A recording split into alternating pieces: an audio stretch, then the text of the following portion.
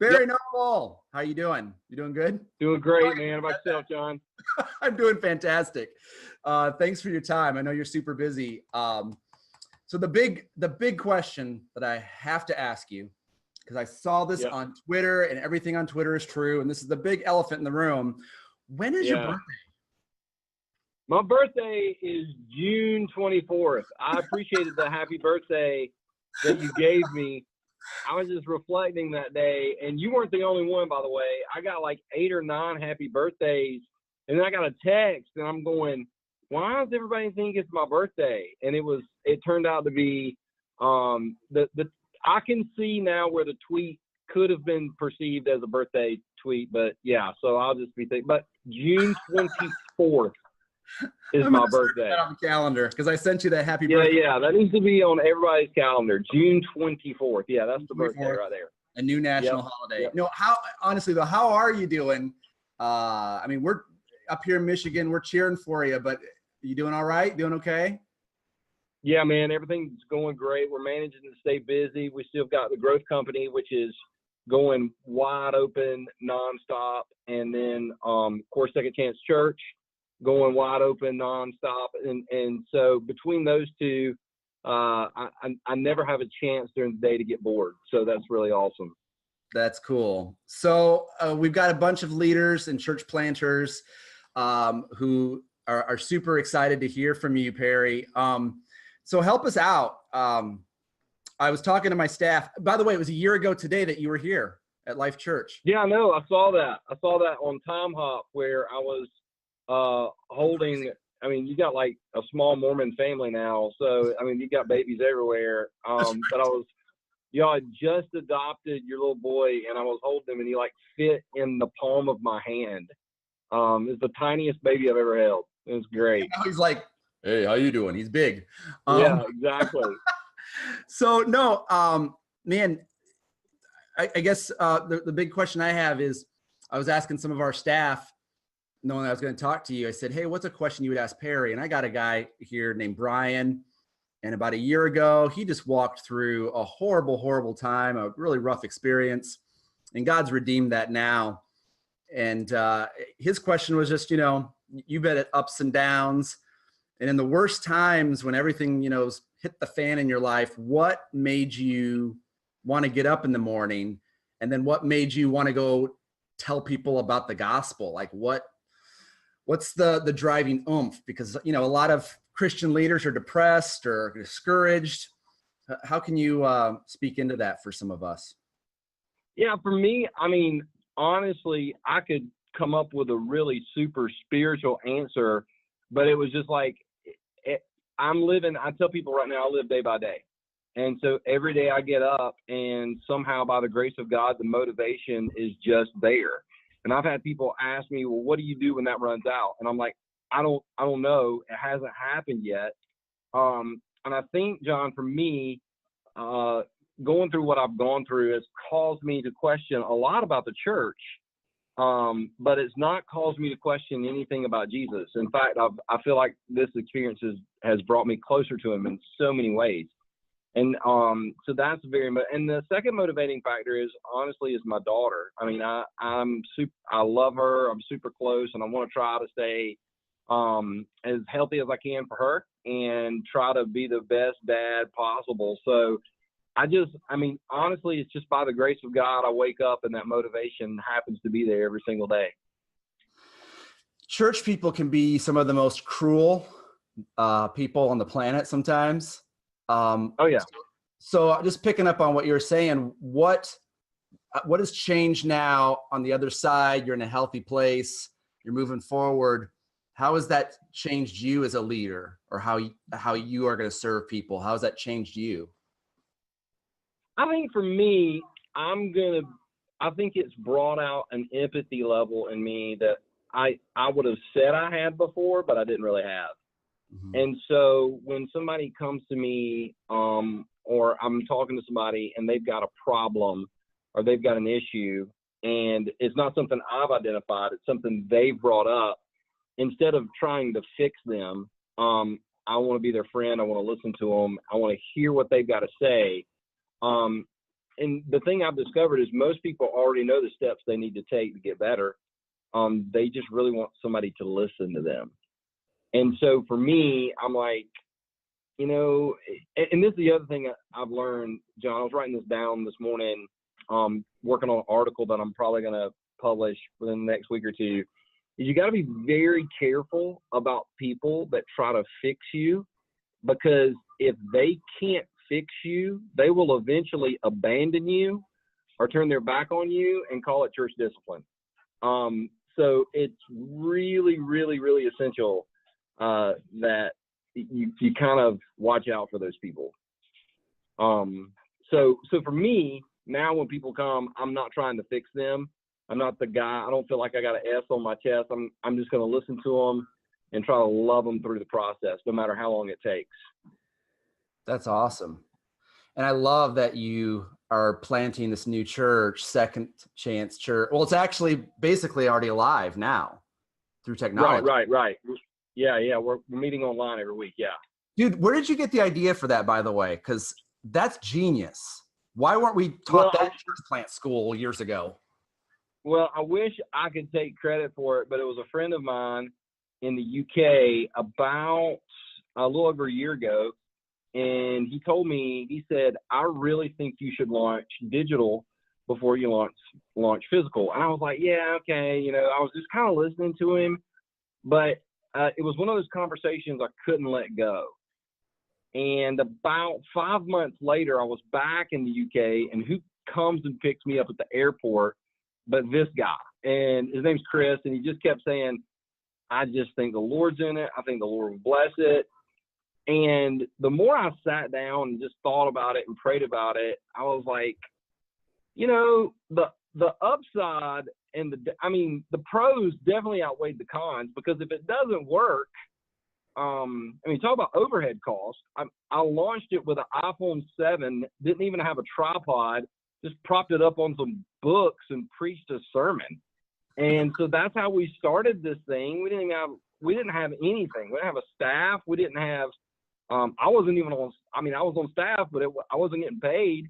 So it was really an idea of a friend in the UK that just wouldn't shut up and leave me alone. And finally I was like, okay, we'll do it. And now we're in the middle of something bigger than I ever thought. It's kind of cool. It's kind of cool to be involved. Oh yeah. And I know, myself included, many church leaders are cheering for you, and we're excited, you know, when you finally get to open the doors at the building. But what do you think has been the most difficult part of planting the second time around, Second Chance Church, as a leader? What have been some of the difficulties you've had to plow through? The biggest difficulty, and this is an easy question, hands down, is helping people understand that we're a church plant and not a campus launch. At my previous church, if we wanted to launch a campus, we had people, we had resources, we would go in, we had a team, we had a system, and we just did it. And so when I announced that we were going to get a facility, a lot of people just thought it was going to be open in 2 weeks and have 7 full-time staff. And I must have gotten, not exaggerating, and this is lowballing it, 50 resumes from people who felt called to work with me, which was very flattering. But once again, I think I've said that phrase 1,000 times. We're not a campus launch. We're a church plant, and church plants have to start with nothing but, you know, vision and a lot of elbow grease. And so for me, honestly, it's been kind of cool to experience it all over again, because it's a lot different the second time around. When I launched New Spring, we didn't even have a website. Because the internet was just this new thing that nobody really knew was is this thing gonna work or not? We don't know. And now the world is a much different place. So I'm learning how to do bookkeeping. I'm the one who manages certain things. I'm making sure the minutes get documented. Like I'm back at, you know, if you're in the Army, I'm a private learning how to dig a foxhole. And I like that. It's fun for me. It's cool for me. If it wasn't, I would go do something else. I promise you I wouldn't do it if I wasn't called to do it, because there's easier ways. There's easier ways to make a living. I can promise you that. That's amazing. And so as you're, putting everything together, of course, the biggest piece of the puzzle you have, the biggest tool in your tool belt is you're a phenomenal communicator. I mean, I'll argue all day long, you're one of the top 25 communicators in America. So help some of our listeners who have to create content every single week. Besides the startup aspect of Second Chance, how are you approaching messages? How are you writing? How are you incorporating comedy? Take us into that a little bit. For me, it's just been a process that I've worked out over the past 10 to 15 years. The best thing that people can do is figure out, like, self-awareness is one of the greatest gifts in the world. And self-awareness just is where you can figure out where you're going to operate at your strengths, where your best times to think are, when your best time to write content is, and you kind of guard that time. So for me, it's just this thing. I can't even explain it without sounding hyper spiritual, but it's just this thing where I just really feel led. Hey, I need to talk about this, or I need to talk about this subject. And sometimes that's brought on while I'm walking down the street, and I'll see something and leave a little voice memo in my phone. Sometimes it comes out of a passage of scripture that I happen to be reading. Sometimes it comes through a question that somebody gives, but I always have a heart. I always have a heart to speak to the hearts of people rather than the minds of people, because I'm all about, being thoughtful and thinking through things, but people who tend to just love Jesus on an intellectual level but never experience him at a heart level, kind of turn into Pharisees. And so for me, I'm trying to figure out, what do I need to speak on, and then how does that speak to the heart? Those are the two things that kind of guide me as I prepare messages. Who are you listening to for inspiration? Like other communicators or comedians? Like who is it that right now, in a fresh way, is kind of, you see that and you're like, oh yeah, that's really cool how they do that, or they do this? Yeah. Well, I listen to Pastor Stephen Furtick every week. Of course, I think he is, he's in probably the top 5 communicators. He just has the ability to bring stuff out of a message that I've been reading the Bible for 30 years. And I'm like, I don't know how he got that. That's amazing. So I listen to him every week, just as somebody that consistently can speak into me via podcast.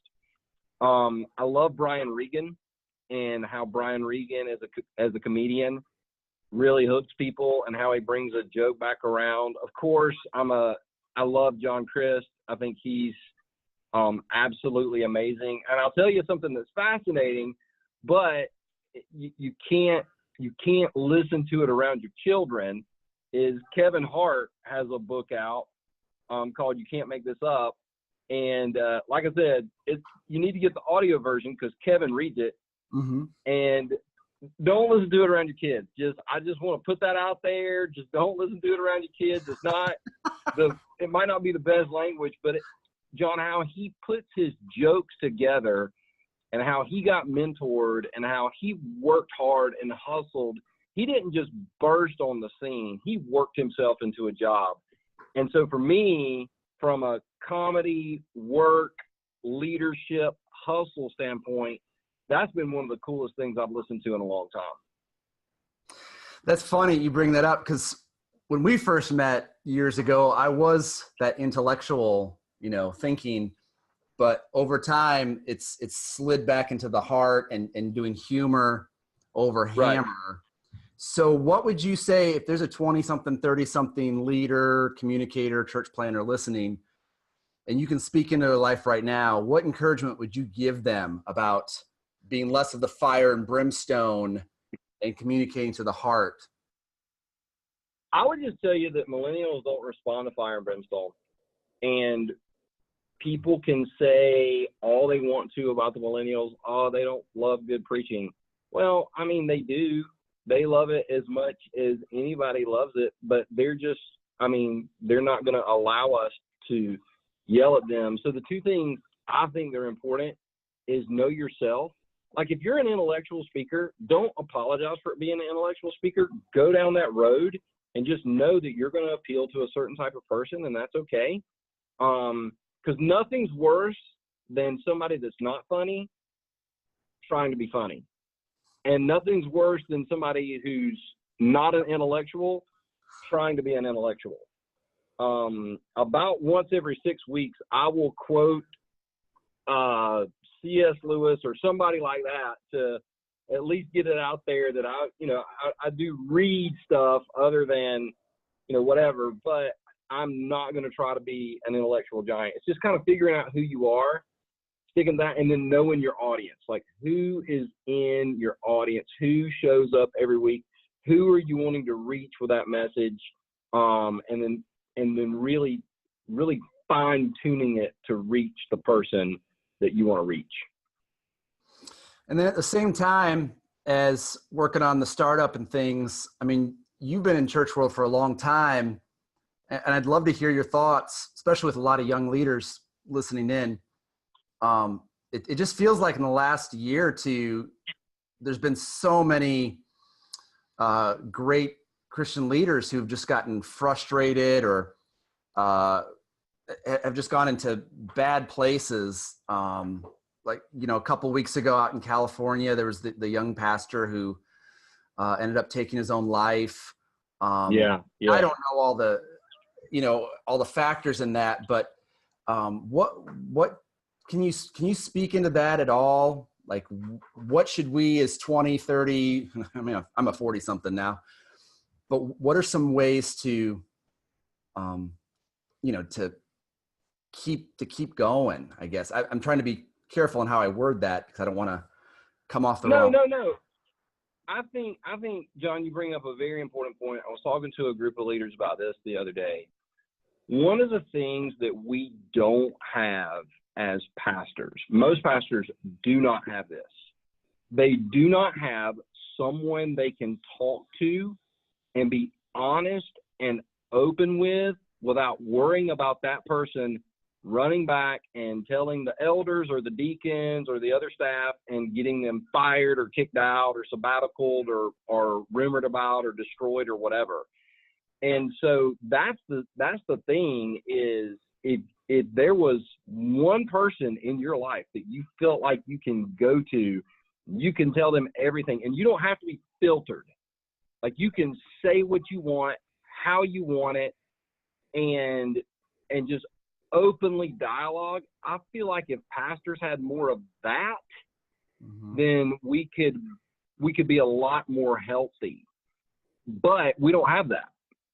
We even when we talk to other pastors, I mean, we'll say, don't say anything to anybody. And then that pastor's with a group of pastors, and they're like, yeah, well, John's church is really growing. Yeah, I was with John the other day. Y'all need to pray for him. He's going through some stuff. I mean, I can't say anything.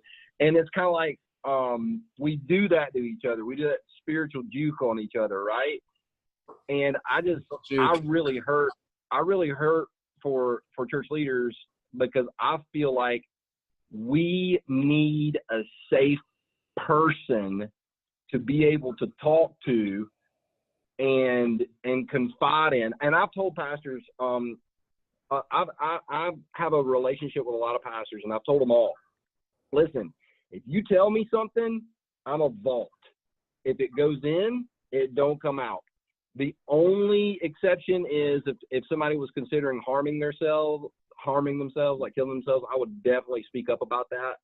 But if somebody comes to me and says, hey, I have a problem looking at porn, or I have a problem abusing alcohol, or I have a problem doing this or that, if a pastor does talk to me about that, and it's happened in the past, now I'm just like, yeah, let me help you through that if I can. But even if I can't, I'm going to be somebody who listens to you and encourages you along the way, but I'm not calling your deacons, and I'm not calling your elders, and I'm not calling your staff I think that's huge, because at the end of the day, I've heard a lot of people say social media has made us this way. Social media hasn't made us anything. Social media has exposed who we already are. Mm-hmm. Because if you go research church history, some of the major Charles Spurgeon dealt with depression, major depression. It's always existed among church leaders, and we always hear about the churches or the pastors of large churches who are experiencing some sort of issues. But John, this is going on in small churches all over America on a daily basis. Mm-hmm. The thing is, they just don't make the news. They don't make, Christian Post or Christianity Today or whatever. But it all goes back to that pastor being able to have the ability to have a conversation with somebody and not worry that the details of that conversation are going to be reported to and be the focus of the next church business meeting. What do you do with I hate to use the term fake news because that's so 2018, right? But right. Like anybody can make anything up about you or me or whoever. And if you're a listener, church planter, and you've got people around you who are going on Facebook and saying, how do you deal with that kind of criticism when you know it's not true, but if you try to respond, it gets blown up? Like what advice would you give in that situation? So here's the deal from personal experience. When I got fired in 2016 and the internet blew up with articles about me, none of the reports about me actually included anyone who had spoken to me. So it was all pure speculation. And for me, I just didn't read it. And when I tell you I didn't read it, I didn't read it. And I definitely didn't read the comments. And so now on Facebook, Instagram, Twitter, whatever, when somebody wants to start a fight, man, that block button, that ban button is a great, great thing to learn. And I learned that from Bob Goff, because I asked him the same question one time. I asked him, Bob, how do you deal with criticism? Because Bob loves people so much. When you love people like Bob loves people, like people are going to hate you. And so we were talking about that, and he goes, man, I just started blocking people. And that set me free, because I was like, if Bob Goff can block people, I can block people. So I just don't expose myself to. Every once in a while, I'll get a little frisky and say something back, but most of the time I just block or ban them because I just don't get have frisky. I've never heard you say that word, frisky. That's awesome. Yeah, a little frisky. Yeah. No, it's funny you brought up Bob. I was not name dropping. I was actually emailing with Bob Goff yesterday. I was like, hey, Bob, what's up? And he goes, I'm in Afghanistan. How are you? Yeah. He's always somewhere. He's so generous. Somewhere doing something. And I wanted to make the connection back to you, because just as Bob is so generous, like, dude, you are so generous with your time, investing in other leaders. Where does that fire come from? Man, I don't know. I guess I look back and I see, I never had it. Like, I never had anybody investing in me at the start. And so because of that, I was like, man, if I can help, that's just my thing. If I can help somebody, I want to do anything I can to help that person or that church. And that's just who I am. That's just my heart. I mean, I just have a desire to help if I can. If I don't think I can help, I'll tell people, listen, I don't think I can help you. I don't know what to do. I'm sorry. But if I feel like I can help in some sort of way, shape, form, or fashion, I'm always honored to be able to do that. And what would you say to the young leader, their 20s, 30s, 40s, who is hearing how you should ask for help, go to a mentor, but then they are cynical because of headlines they've seen, like, yeah, well, Bill Hybels was this great leader, and look where that led him to. What would you say to someone who's just cynical about, getting a coach or getting a Paul in their life if they're a Timothy? How do you say to that? all of us, there's not anybody listening to this podcast that doesn't have a dark side. Mm-hmm. It's just some of us have our dark side exposed. And, you know, what happened with Bill was tragic, honestly. I mean, it broke my heart, but it doesn't discount what God did through him. And it was a reminder to me that, you know, God only uses messy people, which doesn't justify what happened at all. And, you know, and there's still a lot of controversy surrounding that. But at the end of the day, I understand that people are skeptical of church leaders. But at the end of the day, I haven't met one single person that doesn't have a dark side. And so it's, once again, it goes back to that help of being able to talk about that with somebody and saying, hey, this is what I'm thinking. And, you know, and not getting, you know, blasted with 17 scriptures on why you shouldn't think that way. I mean, I know you shouldn't think that way. It's just the thoughts are in there. So that's why I keep coming back to that whole thing about pastors being healthy and having somebody to talk to. And if they're cynical about, you know, Bill Hybels or somebody in the Christian world that's fallen, there's not somebody in the business world and political world. I mean, all leaders throughout history have had issues and been jacked up. Mm-hmm. It doesn't mean that they're bad people. It just proves that they're human. That's good right there. Shoot. That's really good. Perry, you got some great books and resources. I got a couple of them right here. I love these books. Unleash. Great book cover, by the way. Whoever designed that. That's awesome. Most Excellent Way to Lead. You're working on a book, right? You got a book coming out soon? I am. We're working on a devotional. We're going to self-publish it.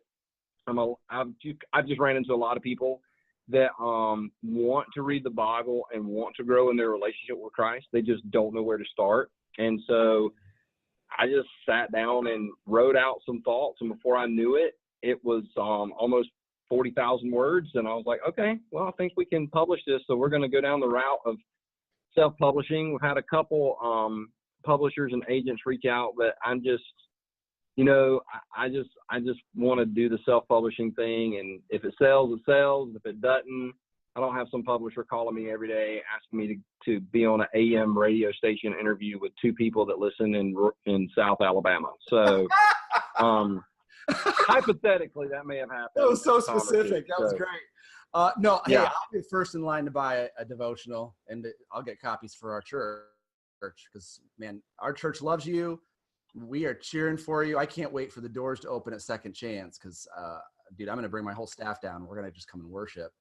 So if people want to connect with you online, you got a lot of websites. How can we find you at all the different places? Well, for church leaders, I want my church to grow.com is a great place to connect. That's where we have a lot of resources, preaching resources, coaching resources, generosity resource. I mean, there's all kind of free stuff on there too. And so I want my church to grow.com is the best place for church and church leaders to connect with us here at the Growth Company. And then the Second Chance website, and we haven't done a lot with it. We're intentionally not doing a lot with it yet, is mysecondchancechurch.com. And that's the church website. But there's a lot more interaction right now going on at the I Want My Church to Grow website. Yeah, and I can personally attest to it because we use a lot of those resources here at Life, and it's helped us tremendously. That's awesome, man. Thanks. I appreciate that. We put a lot of hard work and effort into the stuff that we produce. We don't just kind of throw stuff out there. And so it's been a lot of fun to kind of get into the production end of all that. That's awesome. One last question, and then I know you got to go. People tuning in, what would you say to them about being fearless leaders? Because when I see you, Perry, and I've known you a long time, you are fearless in your faith. So what's that one last piece of oomph you can give us? Well, I mean, at the end of the day, I just started asking the question, what's the worst thing to happen? What's the worst thing to happen? If it fails, what's the worst thing that can happen? So if we launch the church digitally, What's the worst thing that can happen? Well, it doesn't go well. People don't watch, and some people make fun of me online. Okay. We're going to lease a building. What's the worst thing that can happen? Well, we won't raise the money, and we'll be able to pay for the building, but we won't be able to equip it. Okay. Well, now we're able to kind of get some paint and carpet. What's the worst thing that happen? Well, the worst thing that can happen is we open the doors and nobody shows up. Well, if we open the doors and nobody shows up, makes it real easy. What's the worst thing? And so it's, at the end of the day, the worst thing that can happen, I'm like, and I mean, at the end of the day, I think as leaders, if we're okay with our pride always being on the line and not worrying about how we look, but actually how the kingdom advances, I think we'll be okay. I think, and John, it's so easy to fall into this trap. Too many of us feel like we've got something to prove. And that's the one thing about Second Chance right now. I'm not doing this to prove anything. I'm doing it because I have a heart for a segment of people in our community that literally believes that God has given up on them. And they still love Jesus, but they're just not sure how they feel about the church. And I understand that, and I'm not going to fight that. In fact, I'm going to welcome that. So that's the thing, is like, what's the worst that can happen? Because at the end of the day, if I fail by trying to reach more people, I still think I'm okay.